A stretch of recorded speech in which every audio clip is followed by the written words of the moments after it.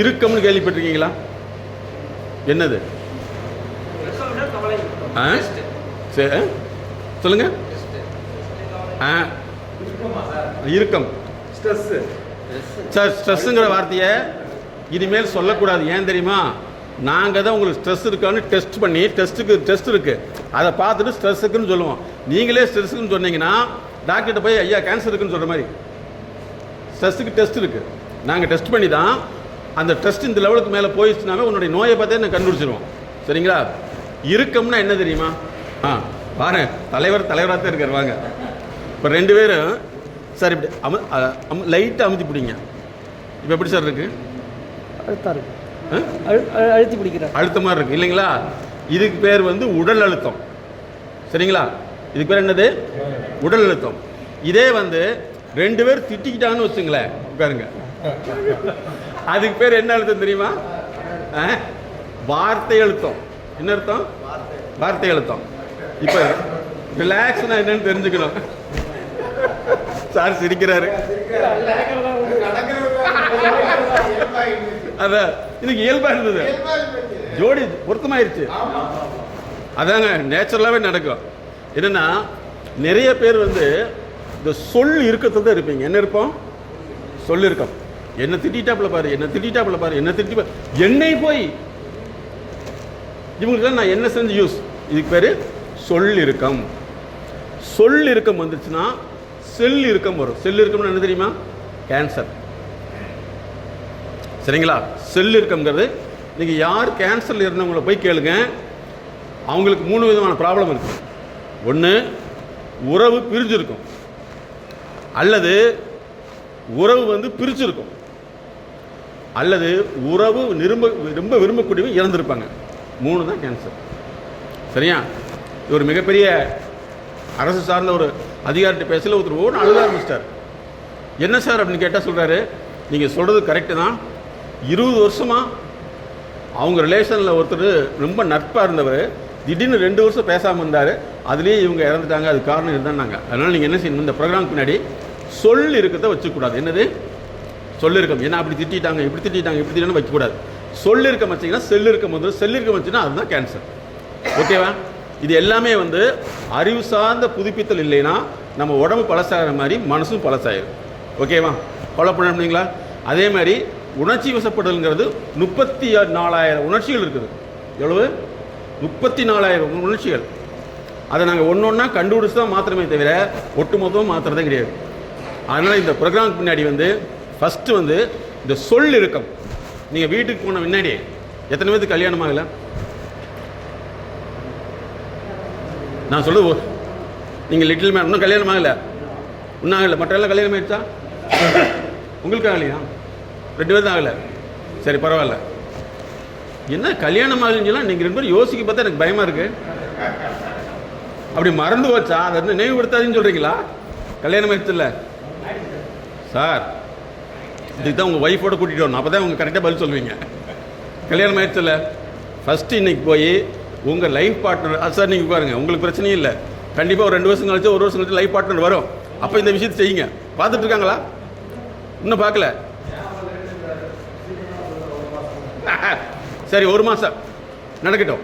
First உங்கள் life பார்ட்னரில் இந்த சொல் இருக்கிறத தவிர்த்திடணும். அங்கே தான் பிரச்சனைங்கிறீங்களா?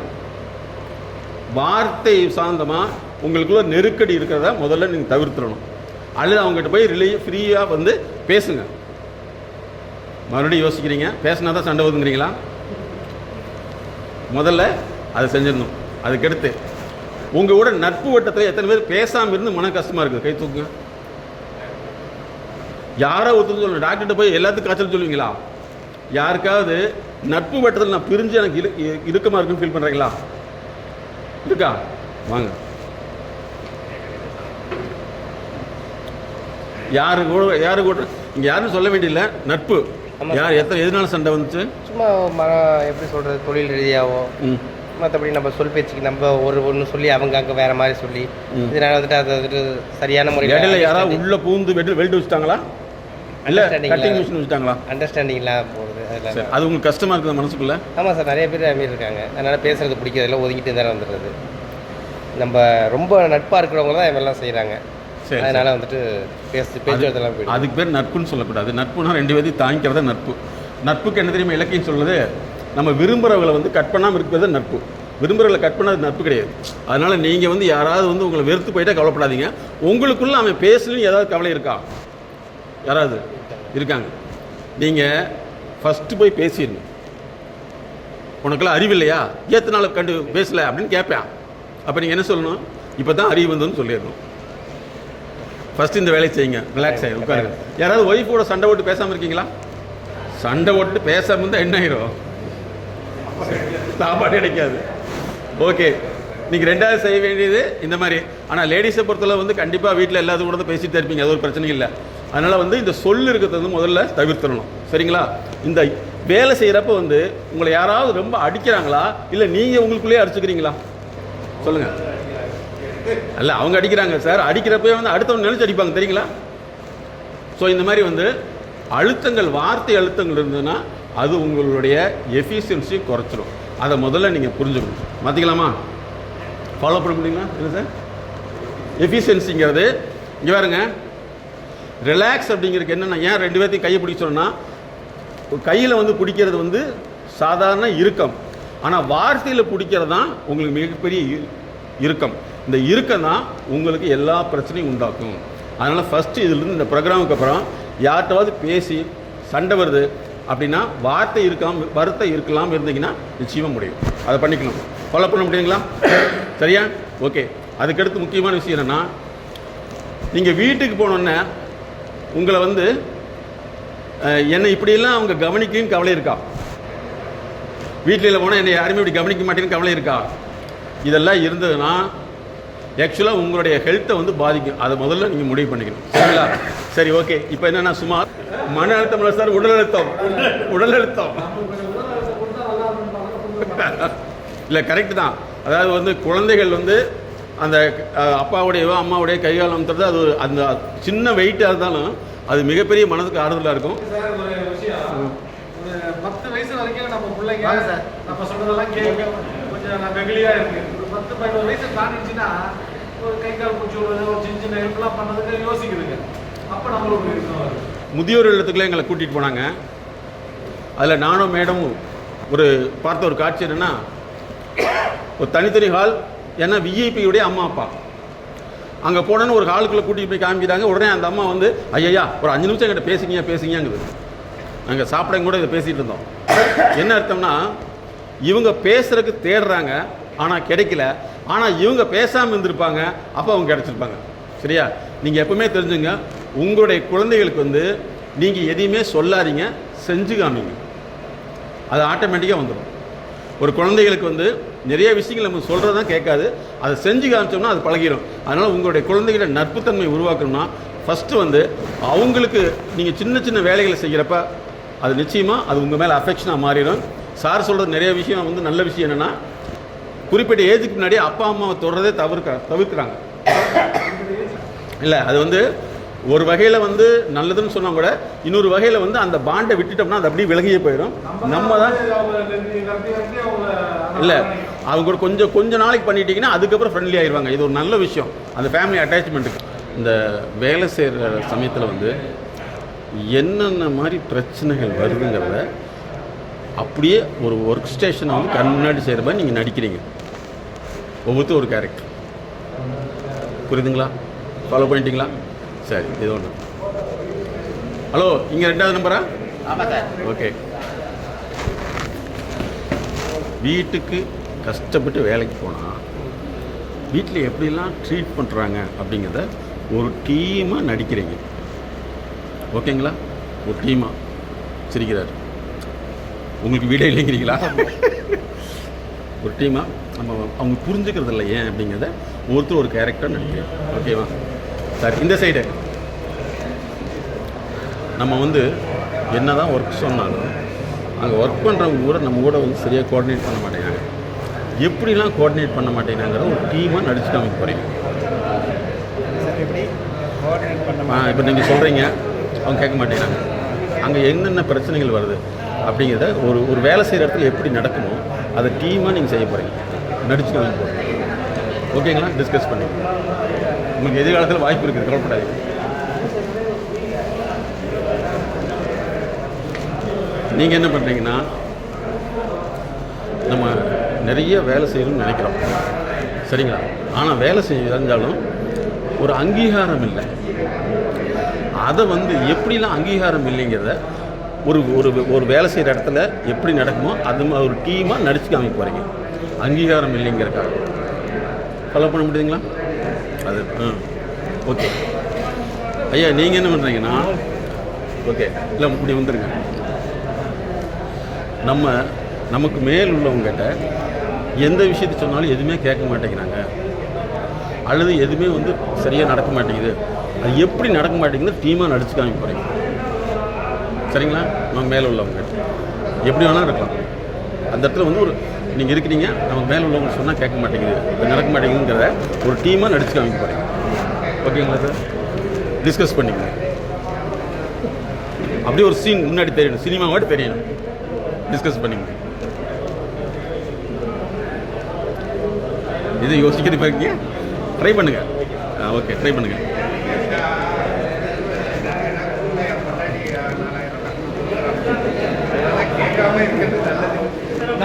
சார். ரெடி ஆகிட்டீங்களா? ரெடி ஆயிடுச்சு. Discuss okay. ஓகே, டீமாக நடிக்கிறேன் சொல்லிடுங்க.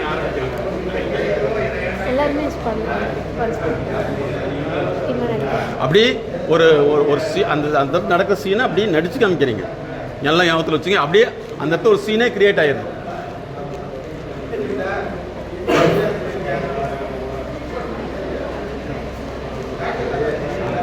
யார் ரெடி ஆகிட்டீங்களா? முதல்ல வரலாம்.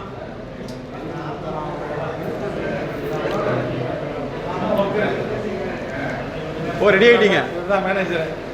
இல்லை, நீங்கள் அப்படி செஞ்சுருங்க. அவங்க அதை கண்டுபிடிக்கணும். யார் என்ன நடக்குதுன்னு அவங்க கண்டுபிடிப்பாங்க. நீங்கள் அப்படியே ஓகேன்னு சொல்லிட்டீங்கன்னா ஸ்டார்ட் பண்ணிக்கலாம். ஓகேங்களா? ஹலோ, இரி சார். இவங்க அவங்க முடிஞ்ச முன்னாடி சொல்கிறோம். முடிஞ்ச முன்னாடி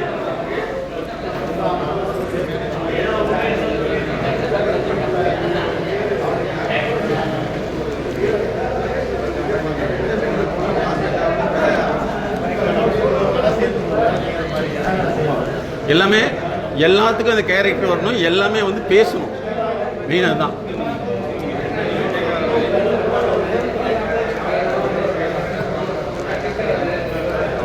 எத்தனை மணிக்கு சார்? நம்ம 4 மணிக்கா சார்? இல்லை, 5 மணி நேரத்தில் எடுக்கலாம். அது அந்த ப்ரோக்ராம் கேன்சல். அங்கே போகிறது கேன்சல். இவங்க அந்த முக்கியமானவங்க மட்டும் ஒரு டிஸ்கஸ் பண்ணலாம். 5 மணிக்கு மேலே கூட வச்சுக்கலாம். சரி, 1 ஹவர் வச்சுக்கலாம். உங்களுக்கு லைட்டாக பஃப் தானே இருக்குது? அது ஒன்றும் பிரச்சனை இல்லை சார்.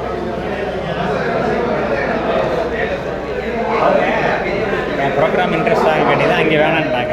அங்கே போகணுங்கிற அவசியம் இல்லை. சரி சார். இவங்களாம் போகணுன்னாங்க. நாங்கள் எதுக்கு சார் அங்கெல்லாம் அப்படின்னு. அங்கே போகிறப்போ தண்ணியாக நிற்கிறோம், மழை பெஞ்சு சகதியாக இருக்குது சார், போக முடியும். அவர் சரியா போகிறோம். அவரே சொல்லிட்டார், செக்ரட்டரியா சார், வேணாம் சார், இங்கேயே ப்ரோக்ராம் ஃபுல்லாக இருக்கட்டும். அவங்களுக்கு தெரியாது சார், இந்த மாதிரி ஒரு அவங்க எந்த ஐடியாவே இல்லாமல் தான் சரிங்களா? அது பரவாயில்ல, கண்டிக்கலாம். இப்போ 4 o'clock இண்டிவிஜுவலாக ஒவ்வொருத்தரையும் பேச வச்சுறேன் சார். போர்டில் ஸ்டார்ட் பண்ணிட்டு இண்டிவிஜுவலாக பேசுகிறேன். 5 மணி வரைக்கும். ஆமாம் சார். உங்களுக்கு வேலண்டைனுங்கிறது உங்களுக்கு 4:30க்கு நீங்கள் வச்சு உங்களுக்கு 1/2 மணி நேரம் தேவைப்படுமா சார்? ஆமாம், அப்படி வெட்டிக்கலாம். 4:30க்கு மேலே வச்சுக்கலாம். 4:30க்கு மேலே பேச வச்சிடலாம். அப்படியே வேலிடேட் மாதிரி பேச அப்படி பண்ணிக்கலாம். அதுக்கப்புறம் முடிச்சதுக்கப்புறம் அந்த 12 பேருக்கு தனியாக வச்சுக்கலாம்.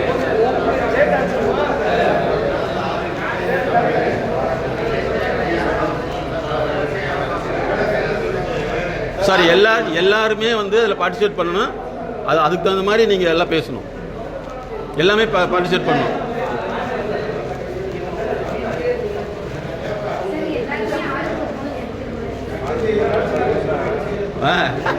அதானே செஞ்சுட்டு இருக்குறீங்களா?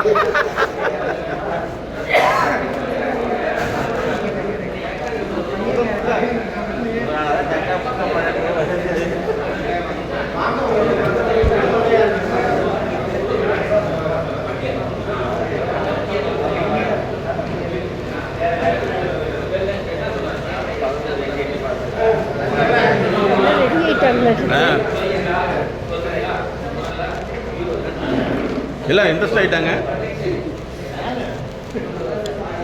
Sir ready ஆகிட்டீங்களா? ரெடி ஆகிடுச்சு. எல்லாம் அப்படியே உட்காந்துக்கலாம். அந்த டீம் அப்படியே உட்காந்துக்கலாம். இப்போ ஃபஸ்ட்டு டீம் வந்து இப்போ பர்ஃபார்ம் பண்ணுறதை நீங்கள் பார்த்துட்டு அது சொல்லணும். ஓகே, நீங்கள் அப்படி அப்படியே உட்காந்துக்கலாம். ஃபஸ்ட் டீம் வந்து சார் தான். அல்ல இருக்கு சார், எல்லாம் உட்காந்து செட்டில் ஆன முன்னாடி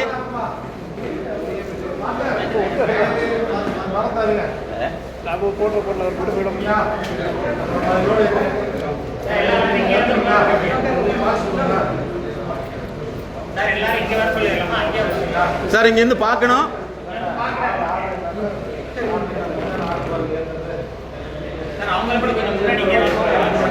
சார் அப்படி கொஞ்சம் முன்னாடி வந்துருங்க, மேடை தெரியல. அப்படியா சார் ஒரு நிமிஷம், நீங்க குசு குசுன்னு பேசாதீங்க, சத்தமா பேசுங்க, அப்பதான் பின்னாடி உள்ளவங்க தெரியும். சார் கொஞ்சம் இன்னும் கொஞ்சம் முன்னாடி வந்துருங்க.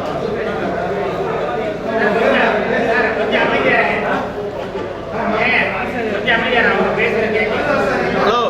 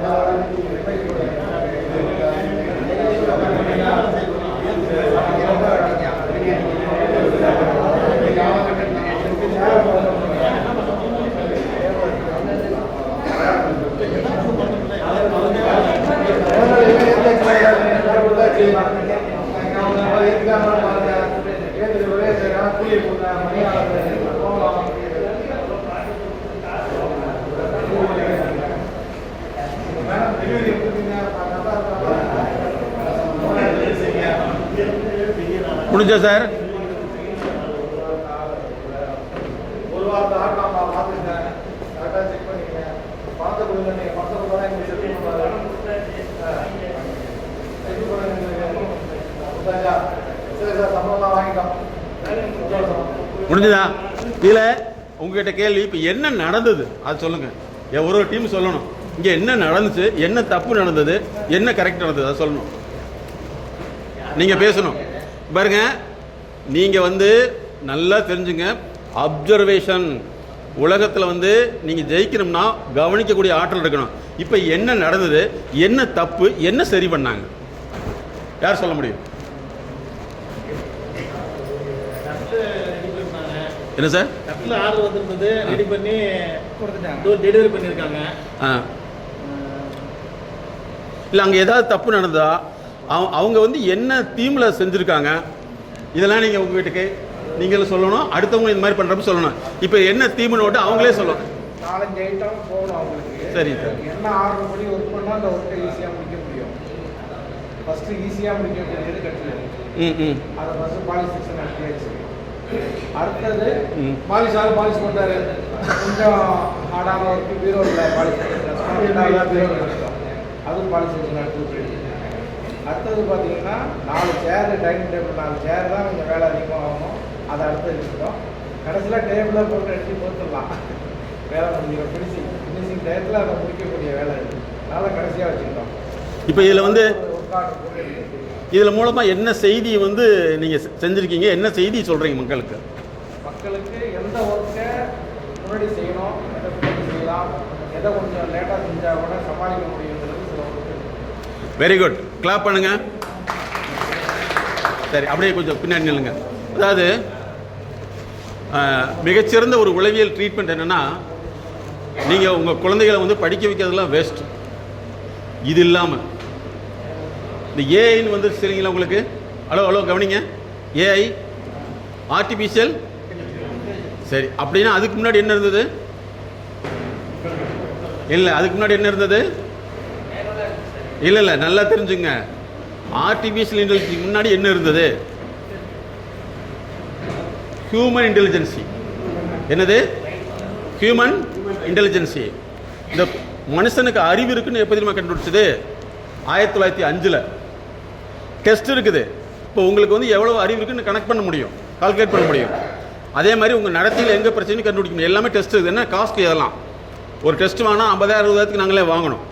இப்போ 1905 வந்து கண்டுபிடிக்கிறாங்க அறிவு. அந்த அறிவு என்ன செய்கிறாங்கன்னா 1950 இரும்பு கொடுத்தா போதுமானு யோசிக்கிறாங்க. எதுக்கு? இரும்புக்கு. அப்போ ஆக்சுவலாக வந்து 1956 தான் ஆர்டிஃபிஷியல் இன்டெலிஜென்ஸிங்கிறத கொண்டு வர்றாங்க. ஆனால் நமக்கு எப்போ தெரியும்? இல்லை சார், 1950 தான் அதை வந்து இரும்பு கொடுத்தா என்ன, மனுஷனுக்கு இருக்கிற அறிவை இரும்பு கொடுத்தா என்னன்னு கண்டுபிடிக்கிறாங்க. ஆர்டிஃபிஷியல் இன்டெலிஜென்சி வந்து நமக்கு இப்போ தான் தெரியுது.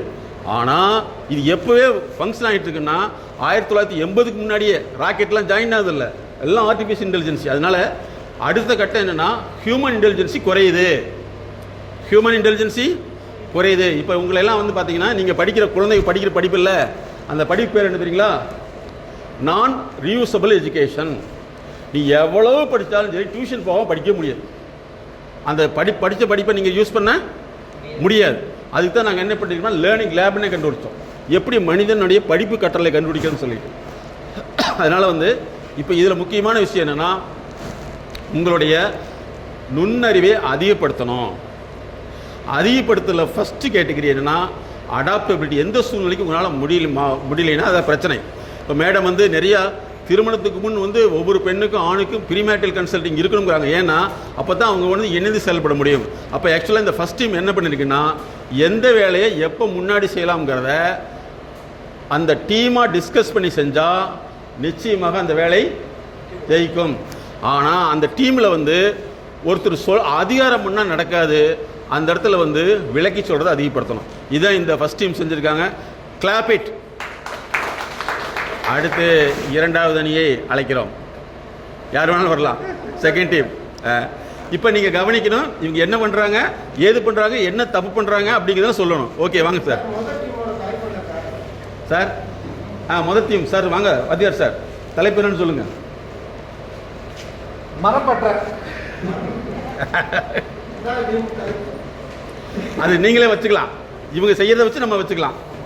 இப்போ ஃபஸ்ட் டீமில் என்ன கான்செப்ட் கொடுத்துருக்காங்கன்னா எல்லா வேலையுமே வந்து கரெக்டாக செய்யணும். இதில் முக்கியமான விஷயம் என்னென்னா இப்போ சினிமா இருக்குது பார்த்தீங்களா, சினிமாவுக்கு ரியல் வாழ்க்கையும் நாடகத்துக்கு என்ன தொடர்புனா ஃபஸ்ட்டு உலகத்துக்கு செய்யக்கூடிய ஒரு விஷயத்தை வந்து நாடகத்தின் மூலமாக தான் செஞ்சாங்க. அதனால தான் உலக அளவில் வந்து இந்த ட்ராமா தெரப்பிங்கிறது வந்து காஸ்ட்லியான ட்ரீட்மெண்ட்.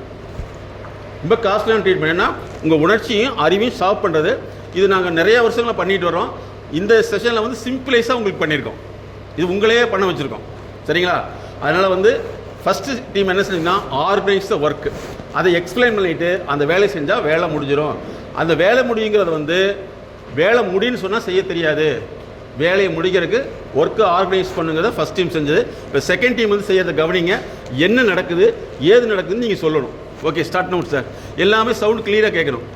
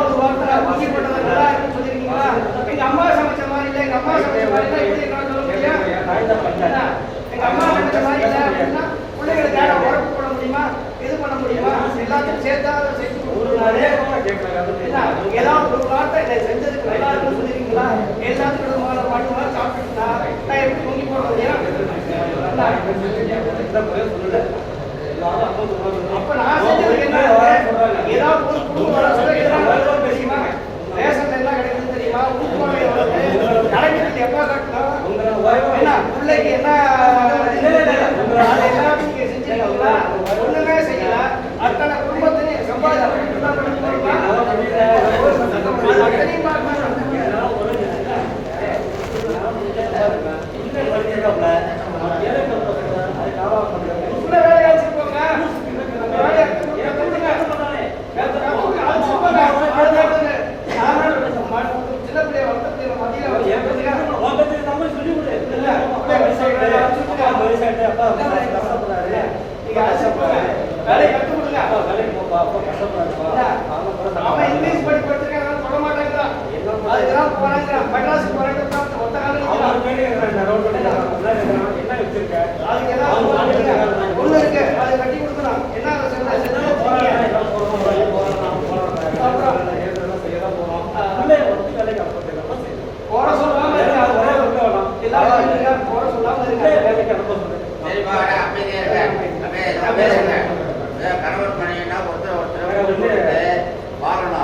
அந்த வாழ்க்கையை வந்து கற்றுக்குங்க. ஒரு போட்டி போட்டுட்டு சண்டை போட்டுக்கிட்டு குடும்பத்தை நீங்கள் எல்லாரும் வந்து ஒற்றுமையாக இருக்கணும். மன அமைதியை ஏற்படுத்திங்க. ஃபஸ்ட்டு கோவப்படாதீங்க. அதே மாரி உங்களுக்கு கோவம் வந்துச்சுன்னா பொறுமையாக இருப்பான்.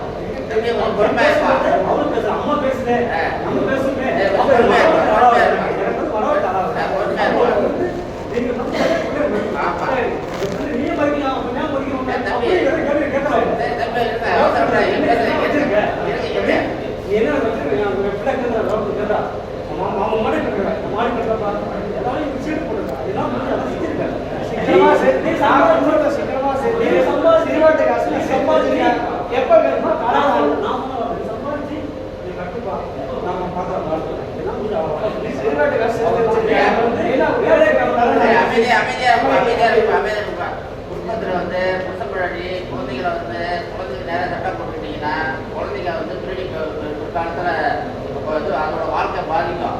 அதனால நீங்கள் 2 பேரும் ஒத்துமையாக இருந்து இது பண்ணணும். 2 பேருக்கும் மன அழுத்தம் ஜாஸ்தியாக இருந்துச்சுன்னா கோயம்புத்தூர்ல நம்ம எம்எஸ்பி கிளினிக் இருக்கு. அதை வந்து ஒரு தடவை உங்களை அனுப்பி நல்ல ஆலோசனைகளை வந்து வழங்குறதுக்கு நம்ம அழைச்சிட்டு போகிறோம்.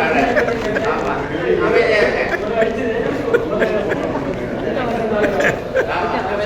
Very good very good, clap it. அந்த 2 குழந்தைங்க ரொம்ப கை குழந்தைகளாட்டு இருக்குது. பேசவே மாட்டேங்குது. மொத்தம் 3 குழந்தைங்க நாங்கள் தெரிஞ்சுக்கிட்டோம். பாருங்க, பிள்ளைங்க பிள்ளைங்க. ஆனால் 2 பேரும் பட்டை கிளப்பிட்டாங்கல்ல, இல்லைங்களா? That is called improvising. உண்மையிலே கிளாப் பண்ணுங்க. நான் வந்து ஒரு எக்ஸாம்பிள் சொல்கிறேன்.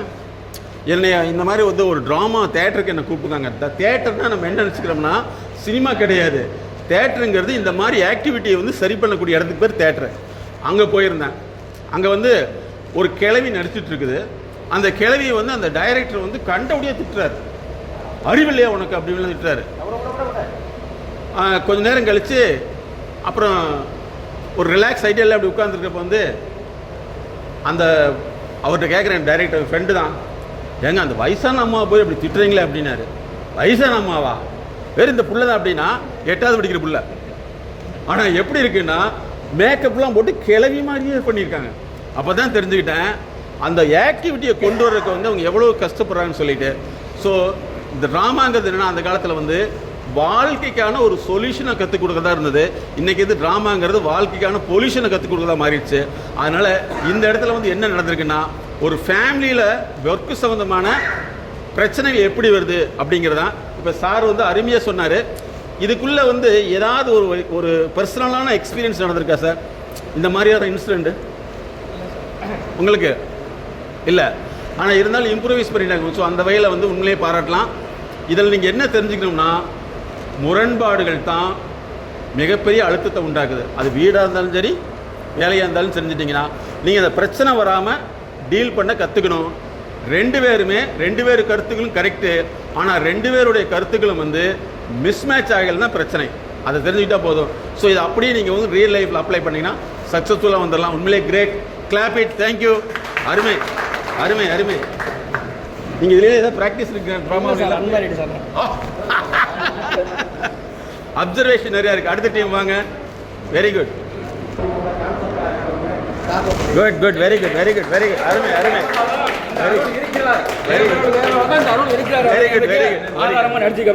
Super super super, great great.